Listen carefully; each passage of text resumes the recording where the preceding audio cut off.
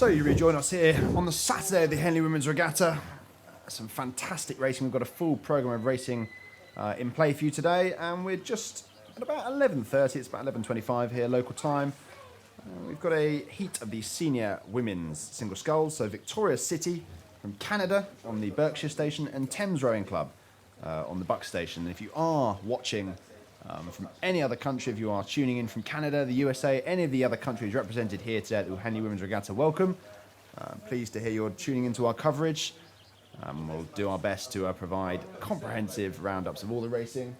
But we've got underway a heat of the senior women's single sculls. As I said, between Victoria City from Canada and Thames Rowing Club. So fairly local.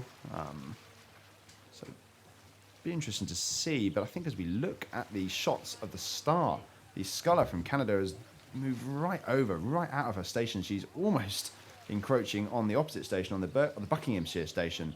She's going to have to watch her steering, or she's going to come under threat of disqualification here. I think she has corrected it now, though, and I think she's back on course and is leading this race by a fairly dominant margin, actually, considering it is the early stages.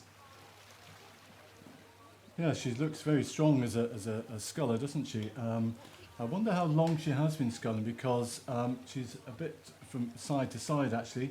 She's not as clean a sculler as Theodoru from Thames, but certainly the more powerful, that's for sure.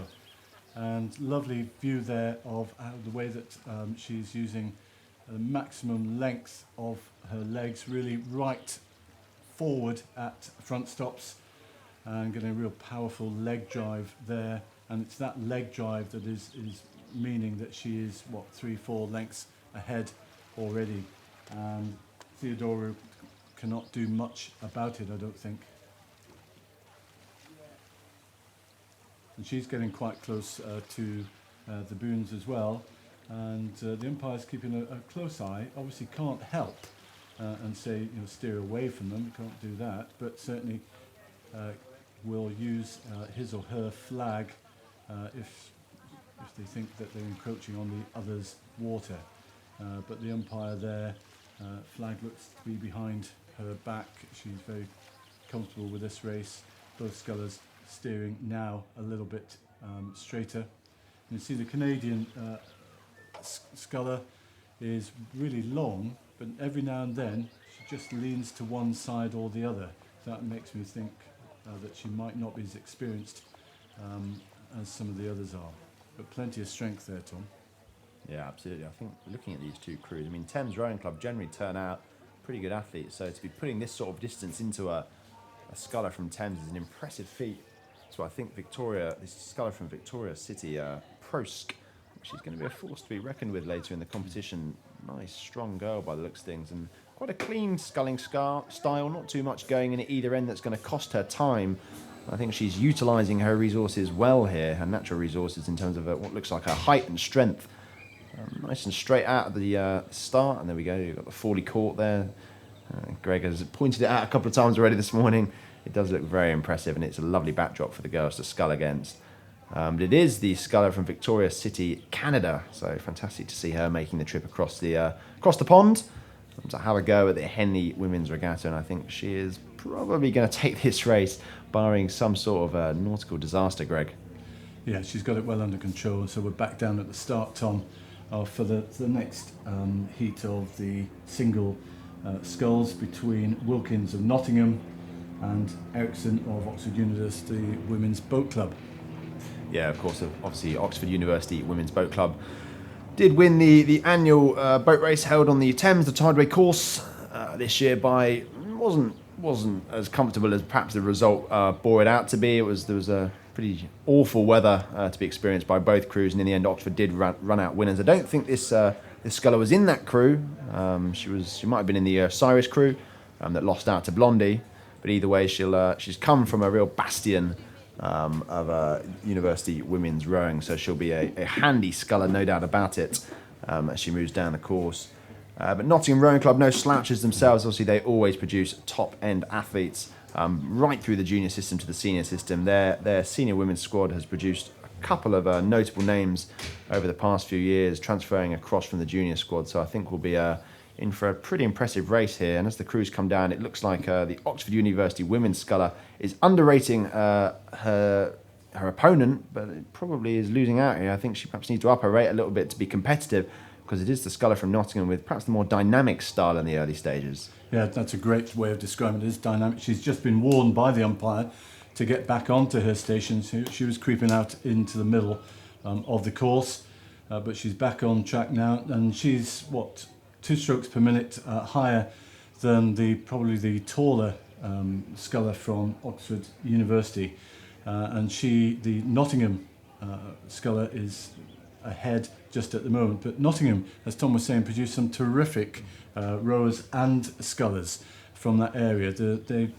From that Loughborough area, they kind of all get to go to Nottingham, and there's some really good coaching that's going on there, and you can see that in this race itself with the Nottingham rower who is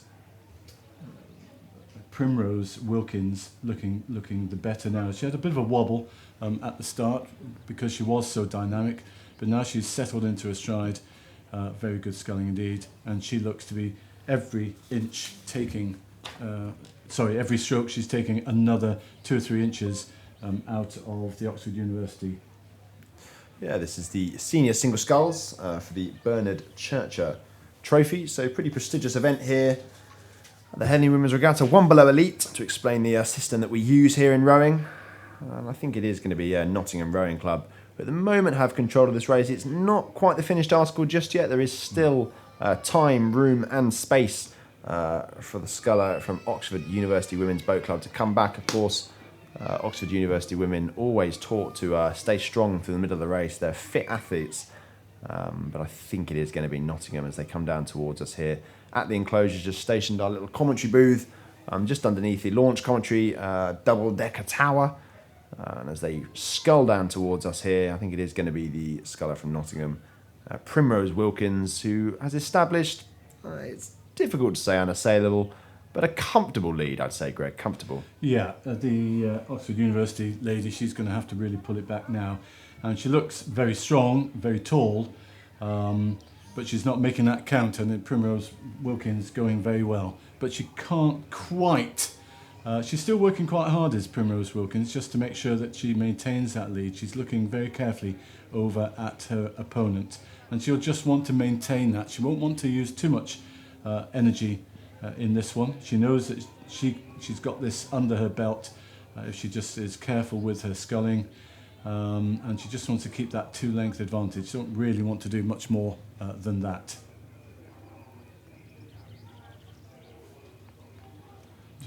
It's a beautiful shot, isn't it, of really good sculling. Yeah, it is impressive, actually, I have to say. It's a fantastic backdrop. We've already spoken a little bit about the scenic attraction of the Henley Women's Regatta, and of course we've got Henley Royal coming up in a couple of weeks too, but I think that would have been a win for Nottingham Rowing Club. So we'll head back to the start for the next heat of the senior women's single sculls, senior single sculls here at Henley Women's Regatta, and it's Molesey Boat Club on the Berkshire Station and Marlow Rowing Club on the Buck Station. The umpire's already been called into action here from interesting steering from both crews. They've converged into the middle a little bit. So if they're both coming across, Greg, it almost doesn't matter. And as we can see now from the drone shots, they're both now moving apart. Magnetic attraction there off the start towards each other. But Marlow insistent on trying to encroach on Molesey's territory, but I think they both just about corrected, and it is Molesey with the early advantage here. I think it's really important that the umpire does get involved really early on. As we saw then, very experienced umpires doing exactly the right thing. Because if you just give them a bit of leeway, it will become too late, and then we get a clash of blades, and then it just becomes very, very horrid. So this is a senior single sculling, and that's, as Tom said, one below elite. So these girls probably shouldn't be as excellent or proficient as the elite ladies.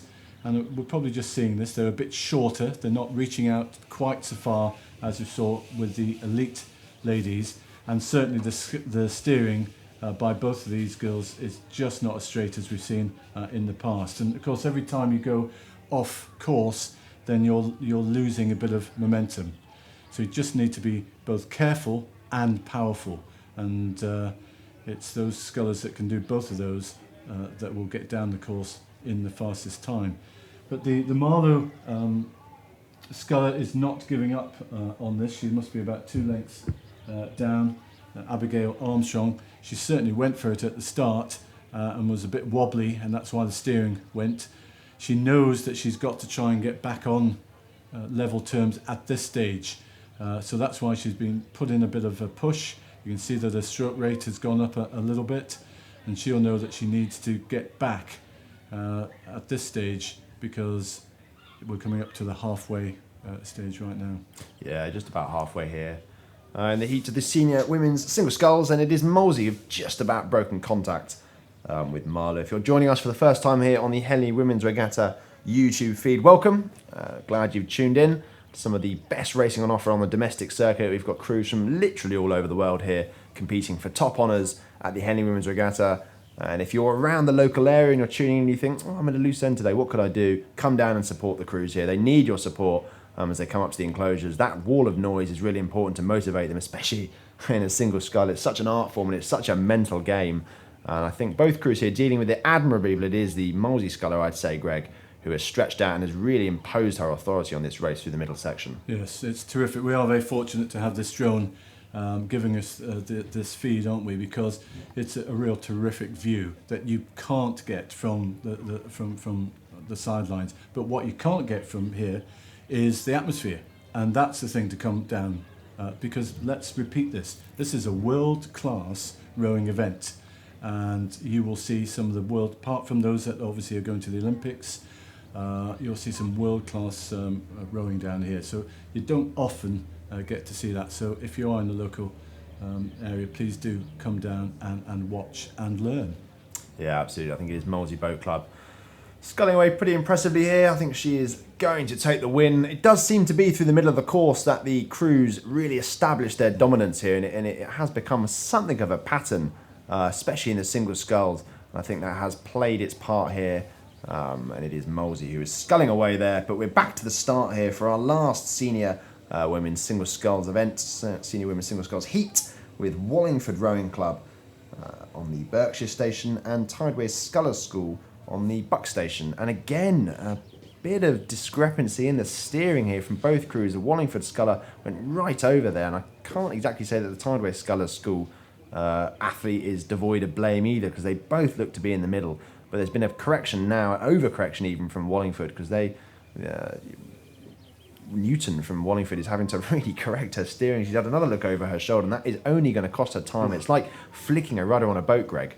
Yeah, she's exactly that. She's gone right back into the middle of the course now. You can see that great shock that she's having all sorts of difficulty with her steering now. It's a great shot. You can just see that bulge in the river just behind the umpire's launch. That's what throws the scullers, because they head for that, and then they have to counterbalance that and bring themselves back into the centre, and that's exactly what the Wallingford sculler did. Now the umpire will be getting involved here, but because there's open water, it's not so dangerous. But had they been a bit closer, see the umpires telling the Wallingford sculler to get back onto her station now, but it's enabled the Tideway sculler, Wilkinson fella, to really build up a substantial lead. And it's a shame really, because it's all to do with the steering, and you can see both of them still struggling. Every now and then one of the blades will go a bit deeper than the other.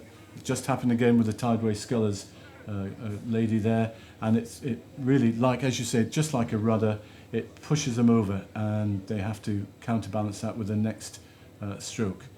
I have to say, Greg, that was probably one of the poorest examples of steering I've seen on the course today. Do you think that could be down to equipment failure? Because she still looks like she's struggling to correct it a little bit. I think that there's nerves. You know, this is a brilliant. It's a world famous course, and when you're down there, there's not much wind about today. The nerves do get into you, and it just takes one of the blades to go a bit deeper, and you're thrown out. And if you haven't rowed this course a number of times, you look behind you, you think you're going straight, and just at that bulb, that right about 50 metres after the start, it really does trap you. Of course, for all the pros of the drone footage, it is pretty unforgiving when it comes to steering. You get a straight-on view of the course, And even now, the sculler from Wallingford Newton is still vying her way, skiving her way down the middle of the course. She's lengths down now on the sculler from Tideway sculler, so it doesn't really matter too much. It's certainly not going to cause any impact on the race or have an impact on the result of this race. I think fairly much sewn up for the Tideway sculler school. Wilkinson fella, I think barring, as I say, a disaster, it's going to be her progressing to the next round of the senior women's single sculls for the Bernard Churcher Trophy. So she's going to come up against, well, it could be a sculler from Molesey, could be a sculler from Nottingham, or a sculler from Victoria City, Canada. We believe they are the scullers who have progressed through to the next round, so it's going to be a fascinating semi-final to watch unfold here. But unfortunate for the Wallingford sculler, of course, struggling to correct her steering right from the start, and no mercy from her opponent, who has stretched right out and is sculling pretty leisurely now as they come down the course. Yeah, she's very relaxed now, isn't she?